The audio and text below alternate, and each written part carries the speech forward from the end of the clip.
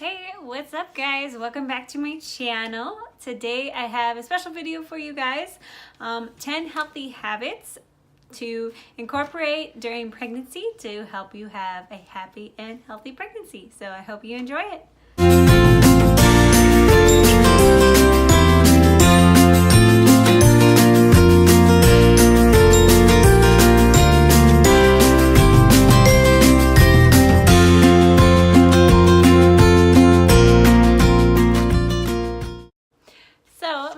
Tip for you is to stay active but don't start anything new.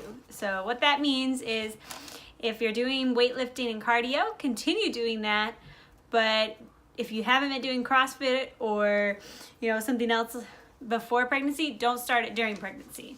So they just say continue what you're doing, continue staying active, and then of course listening to your body to see what puts strain on certain areas of your body as the pregnancy progresses. But staying active is the #1 way to have a happy and healthy pregnancy as well as a safe and healthy birth. Along with exercising, #2 is to eat healthy, but don't overdo it. You don't need any extra calories during your first trimester. And during your second trimester, you only need an extra 300 or so. And then third trimester, an extra 500. So that's gonna vary for everybody. It's not gonna be the same for everybody. But one thing to note also is that's from your baseline before pregnancy. So before I got pregnant, I was super active and had a lot of muscle tone. But of course, throughout this pregnancy, I've not been able to lift as much weight, so my muscle tone has gone down. So that's gonna have an effect on my maintenance calories. So what that means is that even though I'm progressing and gaining a little bit of weight, I don't necessarily need to raise my calories too much because I'm losing muscle. And the more muscle you have, the more calories you burn at rest. So my maintenance is actually going down. So I found that I was gaining weight at an uncomfortable rate for myself. So I kind of slowed the calories down a little bit. I'm still eating around 2,000, but I'm just giving my body a little break to see how it reacts to that. So I'll let you know how that goes. #3, so my third tip is to learn to say no. It's okay to do things for yourself during pregnancy. So people are going to want to pull you in every direction. They're going to want to pull you to social events. They're going to want you to work extra hours. It's okay to say no. Now, I myself am guilty of not saying no. Work full-time and run a business. And then on top of working full-time, I am the only person at my school site, so I run the whole thing by myself. So it's easy to keep saying yes, yes, yes, I can do it. But you have to learn when enough is enough and to listen to your body and just take a step back. You're not being selfish, you're just taking care of yourself. So just something to keep in mind. #4 is make self-care a priority, because once baby comes, it's not gonna be about you anymore, and it's gonna be really hard for you to get that alone time or that self-care. So set aside time during pregnancy. If you want to get your nails done, your hair done, get a massage. Prenatal massages are great for women who are pregnant to kind of relieve those aches and pains that we get. But it's important to set that time aside for yourself, so that way you can relax and have a less stressful environment. #5, make sleep a priority. Now, as you progress through the pregnancy, sleep is going to get harder and harder, yes, but you need to prioritize getting to bed at a good time, waking up at a good time, and cutting out all distractions before bed so that you can have a good sound sleep. Now, like I said, I've already mentioned in previous videos that I struggle with sleeping well, but that doesn't mean that you don't try and wind down and try new things. Taking a magnesium supplement helps at night, drinking some sleepy time tea, things like that, taking a hot bath. Let your body rest, because again, once the baby comes, you'll be thankful that you took that time to rest.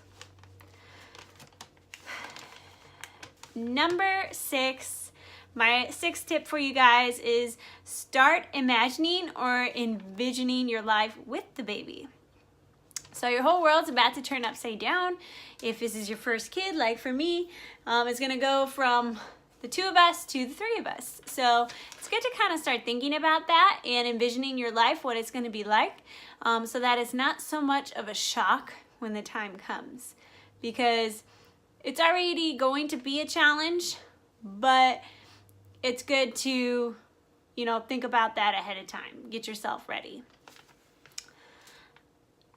And my number seven, start drinking, make sure you're drinking plenty of water. Take your prenatals, and then you're also gonna need an omega-6 supplement with a high DHA EPA rating. That's good for the baby's brain. You're gonna need iron, vitamin D, and the natural form of folic acid, which is like methylfolate or something like that, which is good for the baby's nervous system. Growing a life is hard work, and if you've done it before, you know what I mean. If you don't get the nutrients you need for you and your baby from your food, the baby's gonna start taking that from you. So for example, as the baby starts to grow, if it needs more calcium, it's gonna start taking that from your bones. So a calcium supplement is good to add during your second or third trimester. If you are not getting in enough protein for you and the baby's gonna start taking that from your muscles. So it's important to take those supplements, take care of your body, eat as healthy as possible so that the baby doesn't take those nutrients from you and make you feel even more terrible. My eighth tip is to try adding in some prenatal yoga. Now, people have their opinions about yoga, but the biggest thing here is stretch out your body. You don't want to go into labor super stiff and unable to move, because how are you going to push? How are you going to, you know, get into a comfortable position? So the more limber you are, the more relaxed you are, the better time you're going to have with labor. It'll also teach you good breathing exercises so that you can calm your body down and get oxygen into your body during labor so that you don't panic. So prenatal yoga, I started adding it from YouTube, and it's only 15-20 minutes a day so far, but I really enjoy it. It does help. And then my ninth tip, this one is something I've been struggling with just because of busy schedules, but try getting in 8,000 to 10,000 steps a day. The extra food that we have to eat during pregnancy is hard on our body. Along with that, you have extra blood flow. You just got a lot going on inside your body, and getting up and moving around and exercising, burning calories, that's going to get everything moving and help you have more energy.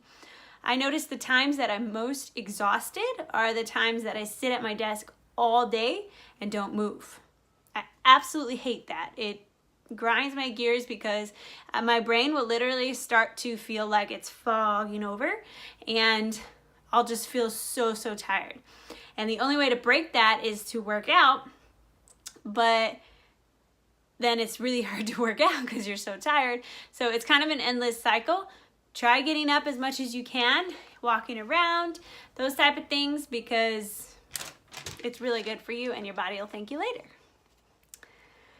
And then my last one is to set aside time to hang out with your hubby or your partner, because again, if this is your first kid, or even if it's not, your family's about to grow, and that's going to take time away from you and the hubby. And I know, like, I can't speak to what's on the other side, but I do know that it's going to be challenging, and you don't want your relationship to be strained at all when the baby comes, because that's only going to make it harder. So you want your relationship to be as strong and connected as possible, especially during labor, because we've chosen to go with a natural birth. I'm going to expect my husband to be there supporting me, cheering me on, and helping me through the whole time. And if there's any kind of tension in that relationship, it's going to make it so much harder. It's going to add stress, anxiety, and all those type of things that we just don't need as pregnant women or new moms. So really work on that and set aside at least one night a week to go on a date with your husband or your partner and just really enjoy that time that you have together before the baby comes. But that's it for my 10 tips on how to stay healthy during pregnancy. That's what I've been doing so far. You know, because it's hard. It's really hard to stay healthy. A lot of women gain 50, 60 pounds. They end up depressed. You know, just a lot of issues that can be avoided if we take care of our body, we love our body, and we take care of our relationships and make sure that there's peace and harmony in the home, because the last thing we need as pregnant women or new moms is extra stress. So that's my tips. If you have any questions, please reach out. If you liked the video, comment, give it a like, subscribe, share with a friend. But I hope you guys enjoyed it, and I will talk to you guys in the next video.